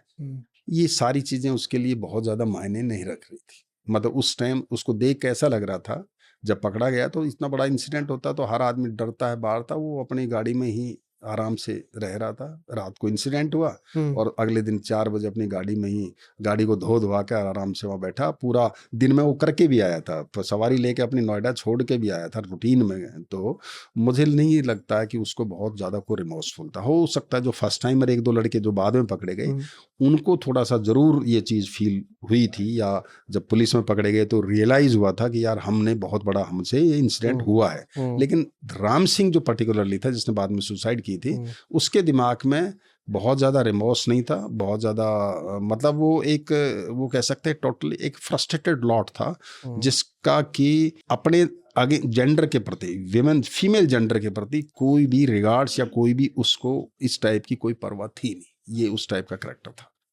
गुस्सा नहीं आ रहा था आप लोगों को? जो आप बहुत देखो, we are also human being, ऐसा तो नहीं होता है गुस्सा, लेकिन साथ साथ ट्रेनिंग भी है, पुलिस की ट्रेनिंग भी है। तो और इमोशनल जो है चीज़ों को अगर कंट्रोल नहीं कर पाएंगे तो हम ही इन्वॉल्व हो जाएंगे उन सारी चीज़ों में, हम ही जो है मारपीट करने के सिचुएशन। हमें तो देखो प्रोटेक्शन की जिम्मेवारी है। वो 4-5 जो एक्यूज थे उनको किस ढंग से पब्लिक ढूंढ रही थी, पब्लिक मारने की कोशिश कर रही थी और हम उन अक्यूज को बचाने की कोशिश में जुटे हुए थे एज ए ह्यूमन बीइंग कि भाई इनके साथ पता नहीं क्या कर दें। ठीक है, घर भी जाएं तो भी यही सवाल, क्या कर रहे हो, लेकिन दूसरी तरफ लीगल ड्यूटी की उनको बचाने का भी काम हमें ही करना पड़ रहा था। तो उस जद्दोजहद में जब पुलिस ऑफिसर रहता है ना, वो सबसे स्ट्रेसफुल सर्कमस्टांसेस होते हैं हमारे लिए कि हमें अपना काम भी करना है, एक लीगल जो हमें ड्यूटी दी गई है गवर्नमेंट के द्वारा, एक कॉन्स्टिट्यूशंस की जो शपथ खाई है उसमें क्या रिक्वायर्ड है वो भी करना है, और दूसरी तरफ एज ए ह्यूमन बीइंग जो इमोशंस हैं, फीलिंग्स हैं, वो भी चाहे कलकत्ता हो चाहे को, हर आदमी को, हर पुलिस ऑफिसर्स को फील जरूर होता है। ऐसा नहीं है कि वो सोसाइटी का कहीं हम इंपोर्ट करके लाए गए कि हमें सिंगापुर से या कहीं अमेरिका से ये पुलिस के लाए गए। We are also part and parcel of the same society. ठीक है, we are also prone to all those emotionals जो है ब्रेक डाउन्स। तो ये चीज़ें चलती रहती हैं पुलिस ऑफिसर्स की लाइफ में। 2010 में साउथ दिल्ली में धौला कुआं में कॉल सेंटर की लड़की के साथ रेप हुआ था, वो क्या मसला था और कैसे आपने उसको सुलझाया? उसमें बहुत दिल्ली पुलिस की फजीहत हो रही थी। वही है कि सभी का भरोसा आप पे ही रहता था। नहीं, वो तो नहीं है। देखो, एक तो ये भी एक गलत फहमी है कि कोई एक अकेला चना कभी नहीं बाढ़ होता। ये पूरा का पूरा एक टीम वर्क होता है और बहुत ज़्यादा सुपरविजन अगर सही हो तो बहुत अच्छा काम होता है। ये भी एक बहुत बड़ा सीरियस केस था, इक्वली मतलब जो है मैं कहूँगा बहुत ख़राब केस था। ये भी 2010 के आसपास हुआ था नवंबर में, और बीपीओ की जो सिनर्जीज में कोई एम्प्लॉइज थी मिज़ोरम से स्टार्ट थी। तो मिज़ोरम से जब वो अपनी ड्यूटी ख़त्म करके, अपनी एक दोस्त थी उसके साथ जब जैसे उतरी वो मोतीबाग के उस पर, तो वहीं से उन्होंने कोई फॉलो कर रही थी गाड़ी, उन्होंने उसको किडनैप कर लिया, उसको अपनी गाड़ी में डाला और आगे ले गए। बाद में हमें पता लगा, कॉल तो बहुत बाद में आई थी क्योंकि उसको उठा के ले गए थे, कॉल तो पहले उसने जनरेट कर दिया, लेकिन गाड़ी तब तक मंगोलपुरी पहुंच चुकी। मंगोलपुरी में उसने चलती ही गाड़ी में रनिंग, जैसे इसमें निर्भया में था, इसमें भी रनिंग टेम्पो था, वो टेम्पो के अंदर उसने बहुत ही बुरी तरह से रेप किया गया। और वापस उसको फिर जब छोड़ दिया वहीं पर, गाड़ी वहाँ से भागी, उसको कुछ नोट्स दे दिए थे, जैसे वैड होते हैं ना, जैसे कई बार जो है जो हम जो कॉन्ट्रैक्ट कैरीज बसेज होती हैं जो डग्गा मार बसें कहते हैं जिनको, जो पॉइंट टू पॉइंट चलती हैं, जैसे गुड़गांव से पानीपत या नोएडा से गाजियाबाद, इस टाइप से चलते, तो उस टाइप की बसों के अंदर वो क्या कहते हैं, नोटों को ऐसे रख लेते हैं कंडक्टर, ऐसे वेट बना के रख लेते हैं। तो उसने क्या किया, उन्होंने ये हुआ कि घर की भाई लड़की कहाँ जाएगी, कहीं ऐसा ना हो ये मर जाए या कुछ और हो जाए, ये सिंपैथी पता नहीं कहाँ से आई। तो उन्होंने वो नोट जो थे, वो 10-12 नोट थे जो ऐसे फोल्ड थे, वो उसको दे दिए लड़की को कि भाई इन नोट की हेल्प से आप वापस जो है दौलताबाद तक जा सको, पहुंच सको। तो एक तो वो नोट जो मिले थे वो हमारे पास सबसे बड़े क्लू के काम पाए, वो हमने डीएनए भी कराया उन नोट्स के बेसिस पे, वो बहुत इंपॉर्टेंट हमारे पास क्लू है। एक जो गाड़ी का डिस्क्रिप्शन उसने दिया था उस पे, एक फिर हमने मोबाइल सारा डंप डाटा उठाया पूरी साउथ दिल्ली का, कि कहाँ कहाँ आज की डेट में कौन जो है इस ढंग से आई है गाड़ी और इसका रूट क्या बना, पूरा जो डिजिटल जो रूट था उसको डिजिटली स्कैन किया गया, जितने भी सीसीटीवी गाड़ी कहाँ कहाँ जा रही है क्या है। तो थोड़ा सा आइडिया हो गया था, और उसने कुछ नाम दिया था, तो उससे मुस्कान लिखा हुआ था उस गाड़ी पे, उस मुस्कान की तरह से एक ये हमारे पास का, तो मुस्कान एक हमें लगा कि ये, क्योंकि नोट मुस्कान और रात का इंसिडेंट वो हमें मेवात की तरह इंडिकेट कर रहे थे कि, और जो उनका हुलिया बताया गया था विक्टिम के द्वारा और उनकी जो लैंग्वेज बताई गई थी, उसके बेसिस पर हमने लगा दिया कि हमारा जो एरिया ऑफ वर्क जो है वो मेवात होने वाला है। और फिर उसी पे हमने अपने सोर्सेज लगाए, इंफॉर्मेशन लगाई, अल्टीमेटली 5-6 दिन के बाद वो पकड़े गए। और वो डीएनए वो केस में भी, उसमें भी जो भी उसकी गाड़ी के अंदर उस टाइम सामान यूज किया गया था, चाहे वो चद्दर थी, चाहे वो दरी थी, जो भी पड़ी हुई थी, वो सारी लाए, उनके कपड़े ढूंढे गए, उनको भी डीएनए से मैच कराया गया, और वो भी केस हमारा फिर जो है कन्विक्शन हुआ उसमें भी, 4 साल के बाद उसको लाइफ कन्विक्शन हुआ उसमें भी। आपके सर्विस के आखिरी दिनों की बात रहेगी, पोंटी चड्ढा मर्डर केस। हाँ, पोंटी चड्ढा जो है ना, इनिशियली अरेस्ट करने के दौरान था, लेकिन इन्वेस्टिगेशंस में उसमें नहीं रहे थे। वो बहुत ही, वैसे तो पोंटी चड्ढा थे और बहुत सारे ऐसे केसेस थे, सुनंदा केस भी था उसमें, हाँ, सुनंदा पुष्कर भी केस था। केसेस 7 करोड़ रुपए की रॉबरी भी थी, 4 करोड़ रुपए की रॉबरी थी, सोबित मर्डर भी केस था, ये जो अपना सीरी फोर्ट रेप केस जो है ये भी बड़ा, तो केसेस तो बहुत थे। लेकिन ये था कि उस केस में भी ये था, वो इंटरनल, वो तो आइडेंटिफाइड था, ब्लाइंड केस नहीं था। ये तो जैसे ब्लाइंड केस थे, ये जो है ये भी कैलकाटा वाला भी ब्लाइंड है, ये भी ब्लाइंड था, धौलाकुआ वाला भी ब्लाइंड केस था। तो उसमें नाम था, उसी टाइम पता लग गया था कि ये एक राइवलरी का, ये दोनों की फैमिली डिस्प्यूट है जिसमें ये मर्डर वगैरह हुए हैं। तो 2 मर्डर वहीं पर पोंटी चड्ढा के अंदर, वहीं पर उसके फार्म हाउस के गेट के ऊपर ही इतनी गोलियां चलाई थी, तो उसमें मारे गए थे। तो उनकी फिर सभी की जो है, इवन उसमें माइनॉरिटी कमीशंस के चेयरमैन वगैरह भी जो उत्तराखंड के थे वो भी बंद किए गए थे, सब किए गए थे। वो बहुत ही शॉर्ट उसमें, फिर जब तफ्तीश को ट्रांसफर हो गई थी शायद वो, और आगे फिर इन्वेस्टिगेट किया। सुनंदा में क्या हुआ फिर? वो तो केस अभी तक अनसुलझा ही लग रहा है, सुलझा ही लग रहा है नहीं। नहीं नहीं, ऐसा नहीं है। पुलिस जो है बहुत ज़्यादा बोलती नहीं है, करती बहुत कुछ है। देखो, पुलिस एक स्पोक्स पर्सन के तौर पे बहुत ज़्यादा नहीं बोलती। सुनंदा केस जो है, जैसे अभी सीबीआई ने आपको एक एक चीज़ बताएंगे कि भाई कैसे कैसे ये एक डिजिटल रूट बनाते हैं, एक मैनुअल ट्रैकिंग सिस्टम बनाते हैं कि हाँ भाई ऐसे ऐसे किया है, और सारा साइंटिफिकली उसको प्रूव करने की कोशिश करते हैं कि हम इस वजह से यहाँ पहुँच रहे हैं कि ये हमारा अक्यूज क्यों है। उसका पोस्ट कंडक्ट तो ठीक है, वो तो टेस्ट वगैरह जो है उसकी इंटरनल मेमोरी वगैरह की वो चलते रहेंगे, लेकिन जो इजीली अवेलेबल हैं उनके बेसिस पर हम बनाते हैं। ऐसे ही सुनंदा में भी ये था कि एक आदमी पे एलिगेशंस लग रहे हैं कि इसने मर्डर किया है, और मर्डर में पॉइजन आता है। यही 2 हमारे पास सर मर्डर का अक्यूज हस्बैंड के ऊपर लगा दिया, और जैसे ही उसका मेडिकल हुआ, उसमें डॉक्टर ने जो है पोस्टमार्टम के दिन ही रिपोर्ट जो दे दिया है कि इसमें पॉइजन है। तो हमारे पास ये 2 ऐसे थे जिसकी वजह से मर्डर का केस रिपोर्ट हुआ था। लेकिन आप ये मान के चलें कि एक एक मिनट का हमारे पास, देखो हमने उसकी कंसेंट के थ्रू ही उसकी जितनी भी 6 साल की मेल थी अक्यूज अलाइज जो दर्शन शशि थरूर साहब, उनकी सारी की सारी हमने वो ली, 6 साल की सारी उसकी ईमेल्स का एक एक हिस्सा पढ़ा गया, उसका एक एक मूवमेंट कहाँ कहाँ है, विजुअल एस्पेक्ट, मतलब ऐसा नहीं है कि भाई वो विजुअली कहीं उसकी पोजीशन कहीं आ रही है वो कहीं है, विजुअल कहाँ कहाँ क्या पोजीशन है। तो जब आप अक्यूज्ड को किसी केस में अरेस्ट नहीं करते तो ये इंश्योर करते हो कि ये बिल्कुल इसमें इन्वॉल्व नहीं है मर्डर में। हो सकता है 306 के सर्कमस्टांसेस हो, अबैटमेंट हो सकता है, 498 के एक क्रुएलिटी हो सकती है, थी। वो सर्कमस्टांसेस अलग हैं जो कि डायरेक्टली इन्वॉल्वमेंट की उसमें ज़रूरत नहीं है, आपके वचन और आपका जो कंडक्ट है वही काफ़ी इंपॉर्टेंट रहता है।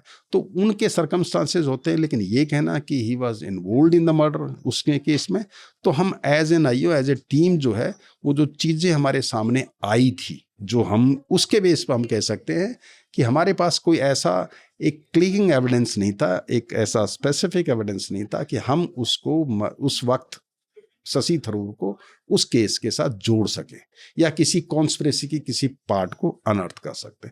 तो उसके बेस पे कहा जा सकता है कि वो हो सकता है, अब ये तो मिस्ट्री मेडिकल साइंस में है, कई बार नेचुरल डेथ है, वो उनका भी एक्सप्लेनेशन नहीं दे सकते मेडिकल साइंस, ऐसे ही इस केस में भी हो सकता है या कोई और रीज़न भी रह सकते हैं। लेकिन हमारा पर्पस सिर्फ ये था कि भाई whether this person is involved in the crime physically और नॉट, तो उसके लिए हमारे पास ऐसा एज सच कोई एविडेंस नहीं था कि हम ये कह सके कि नहीं ये इन्वॉल्व है।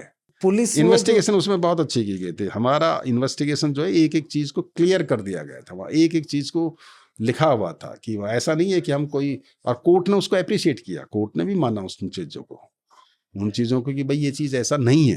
तो बताएं। अब जैसे काम तो आप अपने करते हैं, मीडिया में जो आपकी पहचान बनी वो एक चोर ने पहचान बनाई, बंटी चोर, और उस पे फिल्म भी बनी थी, ओए लकी लकी ओए।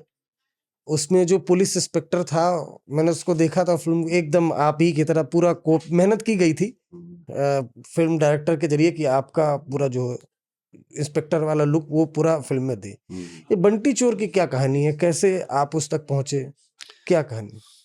देखो, ज़्यादातर क्या करते सिस्टम हमारा रेट्रिब्यूटिव थ्योरी जो है ना पनिशमेंट की, वो करते हैं।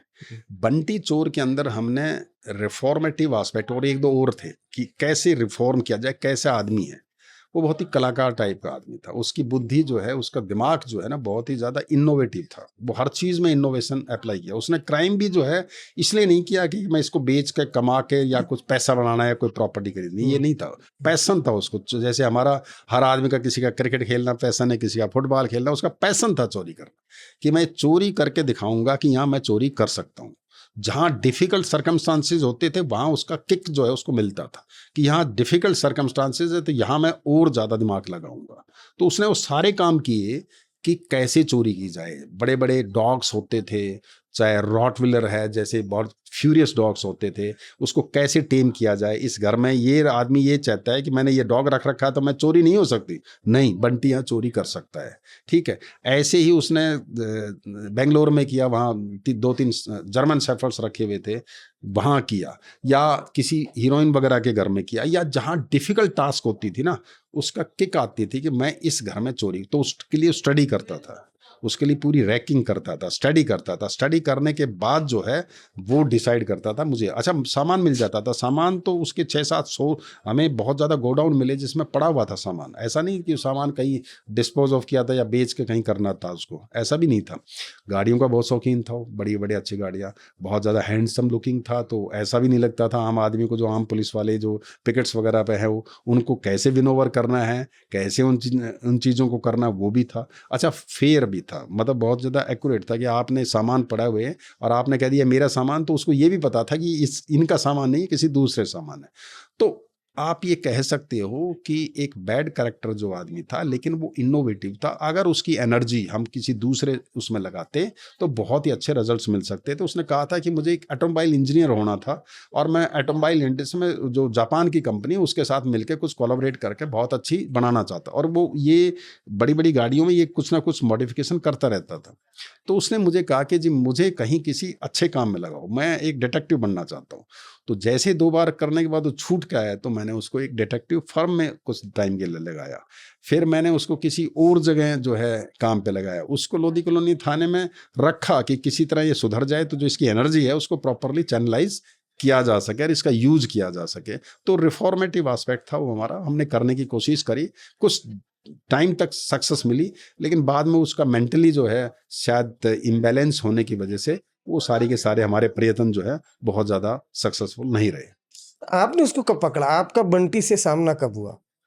बंटी से जब पहली सामने बार आता, का पढ़, हाँ। पहली बार 2004 में जब मैं एक वो स्टूडियो, ये अपार्टमेंट था यहाँ पर नोएडा में ही, नोएडा के अंदर ही, वो भी समाचार अपार्टमेंट था शायद, तो उसके अंदर जो है बंटी जो है वहाँ पर रहता था, और वो एक तरह से अपने आप को बिजनेसमैन के तौर पे प्रेजेंट करता था। उसने सब कुछ रखा हुआ था, एक फोटो भी रखा हुआ था, तो साकेत से उसने एक बच्चे का और एक औरत का फोटो लिया था, उसको उसने डिस्प्ले करके रखा हुआ था कि ये मेरी वाइफ और बच्चा है, वो पंजाब में रहते हैं और मैं यहाँ ओखला में मेरी फैक्ट्री है, मैं बिजनेसमैन हूँ। और बहुत सारी गिफ्ट ला के वो सोसाइटी को भी इम्प्रेस करके रखा था कि ही इज़ ए रिच गाय और बहुत ही अच्छा इसका काम है।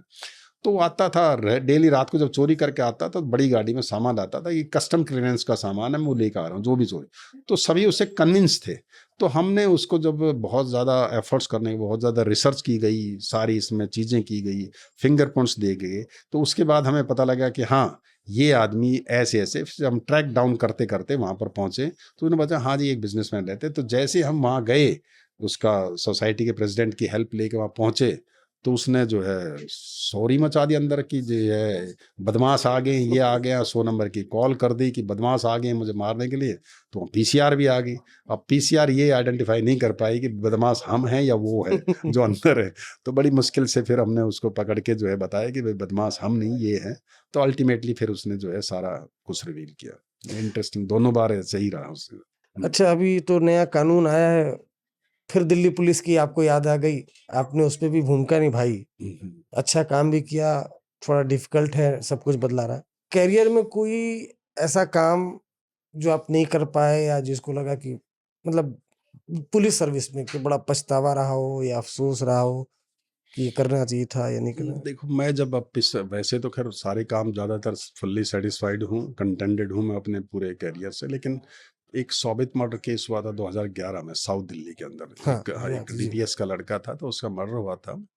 हालांकि वो हमारे पार्ट पे था। मैं बता रहा हूँ ना कि कैसे आदमी किसी गलत जाओ, या आपने इसकी बात की थी बंगाल की दिल्ली की, कैसे क्राइम सीन को उसमें मुझे लगा बाद में जब उसमें थोड़ा सा रिसर्च किया मैंने, मैं उस टाइम नहीं था जब ये इंसिडेंट हुआ, लेकिन बाद में ज्वाइन किया था मैंने, तो वो केस खुल नहीं पाया था आज तक। उस केस का एक तो है, वो केस फिर मुझे बाद में लगा कि क्योंकि उसमें सिंपल क्या था कि एक डेड बॉडी मिलती है हमारे को एक रोड साइड अबेंडन, मतलब एक आइसोलेटेड रोड है वसंत कुंज के एरिया में, और आइसोलेटेड के साथ झाड़ियों में जो है, झाड़ियों के साथ वो पड़ी हुई डेड बॉडी मिलती है। उसके यहाँ पर एक चाकू का जो है घाव है और उसका सेल फोन मिसिंग है। ये केस है। अब क्या हुआ कि जैसे कई बार क्या होता है कि एंगल्स हैं, क्योंकि कॉमन सेंस मीडिया के पास भी, मीडिया भी बहुत अच्छे अच्छे अपने जो है एंगल्स लगा के हर केस को बड़े अच्छे ढंग से देखता है। फिल्मों का भी रोल रहता है, मीडिया का भी रोल रहता है, पुलिस का भी रोल रहता है, तो सभी अच्छे ढंग से देखते हैं कि इसमें क्या हो सकता है, ये केस क्या। तो मीडिया की और उसके हमारी भी सोच की वजह से क्या हो गया, वो केस जो है बहुत ही जो नॉर्मल सर्कमस्टांसिस है, जब आप अप्रिशिएट नहीं कर पाते प्रॉपरली मौके को, और इन्वेस्टिगेशन क्या हुआ, क्यों हम सारा बेस कर दिया हमने उसको पेरेंट्स के बेसिस पे कि पेरेंट्स क्या बताते हैं, या इसके रिलेशंस, इसका जो है ये सेल फोन क्या बताता है। सेल फोन उसकी गर्लफ्रेंड्स की चीज़ें आए कि हो सकता है गर्लफ्रेंड्स के किसी राइवलरी की वजह से, कुछ जो है बच्चे जैसे छोटा मोटा ड्रग्स वगैरह यूज कर लेते हैं कभी पार्टी पुर्टी में, उसकी वजह से वो कनेक्शंस आ गए। तो इन्वेस्टिगेशन हमारी लोकल एरिया की बजाय ऊपर चली गई। मतलब हमने जो हार्ड रियलिटी थी ना कि भाई यहाँ एक आदमी कॉन्स्पिरेसी का मर्डर नहीं है, ये बहुत क्लीन मर्डर नहीं है। अगर किसी को करना होता तो ऐसे नहीं करेगा वो, ठीक है। तो एक्सीडेंट नहीं है, रोड साइड में झाड़ियों में इसका फोन मिसिंग है, एक छोटी सी इंजरी है इसको, वो भी एक नॉर्मल चाकू की इंजरी है। तो हमें ये सोचना है, उसमें बाद में जब हमें ध्यान आया कि ये वाकई में यहाँ जो ड्रग एडिक्ट्स बैठे रहते हैं, जिनको फ़ोन की ज़रूरत है या छोटे मोटे फ़ोन की ज़रूरत है, उनकी वजह से ये लड़का जा रहा था और उनसे किसी ने इससे मांगे, इसने दिया नहीं, और उन्होंने गुस्से में आकर, ड्रग्स के अंदर तो होते ही इंड्यूस, उन्होंने ये कर दिया। तो ये सीन ये बताता है। लेकिन जब आप सीन की बजाय और चीज़ों पर ध्यान दे रहे थे तो वहाँ मिसफिट हो जाता है। और ये मुझे हमेशा रहेगा कि हमने इस केस में ऐसा क्यों नहीं किया, क्यों नहीं हम अपने सीन को ही अपना गुरु मानते। हमेशा सीन को गुरु माना हमने, जैसे सीन है, सीन ही वही बताएगा हमें, वही सिखाएगा, वही हमें डिस्क्लोज करेगा। अगर उसको आपने हटा दिया तो फिर इसका मतलब ये है कि आप कहीं ना कहीं मिसगाइड हो जाओगे, क्योंकि आप जो है ना अपना जो कॉमन सेंस बताती है उस पर ज़्यादा फोकस करें, बजाय और क्या बताते हैं वो बहुत ज़्यादा इंपॉर्टेंट नहीं है। वो बाद की स्टेजेस में सारी चीजें खुलती चली जाएंगी। मौका जो बता रहा है पहले, वो जो अपने आप ही बोलता मौका, उस मौके को जो है देखने की कोशिश करो। एक केस और था कि सीरी फोर्ट, आज तक की सबसे बड़ी इन्वेस्टिगेशन हुई है उस केस में, सबसे बड़ी मैन पावर लगी। क्या केस था? अब वो केस था या नहीं था, हुआ था या नहीं हुआ था, कैसे हुआ था, वो एक खुल नहीं पाए। तो ये 2 केसेस का मुझे मलाल जरूर है। अदरवाइज तो बहुत सारे रॉबरी के केसेस बहुत खुले और बहुत ही टाइमली खुले हैं। तो 1-2 केसेस जरूर हैं जो कैरियर में नहीं खुल पाए, लेकिन वो मलाल नहीं है। वो ये है कि भाई हो सकता है, ये सीखने की चीज़ है कि हो सकता है कि आप भी जो गलतियां करते हो तो उससे आगे बढ़ना चाहिए। तो कई केसेस, ये दोनों केसेस ने मुझे बहुत सिखाया आगे के केसेस के लिए।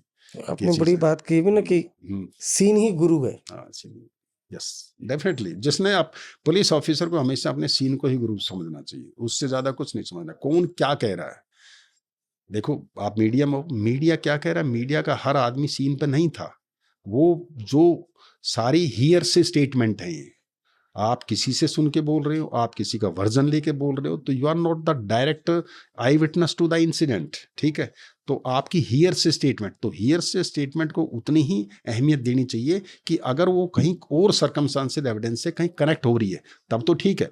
अदरवाइज आपको मौका ही सही हालात बताएगा। अगर कोई उसका आई विटनेस है तो, या कोई और क्लू मिल रहा है आपने मौके से, कोई बायोलॉजिकल एविडेंस मिल रहा है, कोई इलेक्ट्रॉनिक। अब इस केस में भी क्या है, आपने इलेक्ट्रॉनिक एक सीसीटीवी कैमरे से ही लगाया, दूसरा कोई आदमी नहीं आ रहा। तो आप कितनी भी गैंग की थ्योरी बना ले, कितने भी ग्रुप की थ्योरी बना ले, गैंग रेप है ये वो चीजें थोड़े टाइम के लिए बताने के लिए तो बहुत अच्छी हैं, लेकिन वो अल्टीमेटली निकलेंगी नहीं। तो निकलने के लिए तो वो चीज जरूरी है भाई। इसको आप मान लो किसी को वेस्ट बंगाल के गए, बहुत क्लीन मर्डर करना है, तो ये क्लीन मर्डर नहीं है, ना ही कॉन्स्पिरेसी से रिलेटेड मर्डर है। मैं इतना तो जरूर कह सकता हूँ। जिस ढंग से हाथ पैर जो बता रहे हो आप, जो उसकी इंजरीज हैं, टूटा हुआ है, किस ढंग से हुआ है, तो क्लीन मर्डर करने के लिए बहुत सारी चीजें दूसरे ढंग से होती हैं, ठीक है। वो 1 मिनट में पता लग जाता है कि ये एब्रप्टली आउट ऑफ पैशन, या जो है किस ढंग से किया गया है, या बहुत ही मेटिकुलसली प्लान करके मर्डर किया गया है। दोनों चीज़ों में बहुत अंतर होता है, और अपने आप मौका ही आपको बता देता है कि इसका ये वजह है, ठीक है। तो आप उसी पे हमारा चलता है सारा पुलिस सिस्टम जो है ना, उन्हीं चीज़ों पर। फर्स्ट एक हंच होता है ना पुलिस ऑफिसर का, एक दिमाग में 1 मिनट बैठते, क्योंकि कई सीन देखता रहता है वो। तो जब वो 50 सीन देख के 51 पे सीन पे जाता है, तो उसका और एक नॉर्मल आदमी के हंच में ऑटोमेटिकली डिफरेंस आ जाता है। वो देख लेता है कि हाँ इसमें ये चलेगा, बोलता कुछ नहीं है, कहता कुछ नहीं है, इन्वेस्टिगेशन अपनी उसी रहा। एंगल हम सारे एक्सप्लोर करते हैं, एंगल कोई नहीं छोड़ते। जैसे मैंने शोभित का बताया ना, एंगल हमने सारे एक्सप्लोर किए। हमें पता है कि चाहे पहुंचे ना पहुंचे, क्योंकि कभी भी इस स्टेज पे एंगल हम सारे एक्सप्लोर नहीं करेंगे तो हो सकता है बाद में करें, तब तक वो चीज़ खत्म हो जाए, वो एंगल के से रिलेटेड जो आदमी हैं, जो क्लूज हैं, वो डिस्ट्रॉय हो जाए, खत्म हो जाए। तो इसलिए सारे एंगल लेकर चलने पड़ते हैं। सीन ऑफ क्राइम ही गुरु है, और कोलकाता पुलिस में जो कोलकाता कांड हुआ उसी में छेड़छाड़ के आरोप लग रहे हैं। तो सर बहुत बहुत धन्यवाद, बात करके आपसे बहुत अच्छा भी लगा, काफी कुछ सीखने को मिला। जो सीन ही है वो गुरु, वो मैंने भी समझ लिया है। शुक्रिया।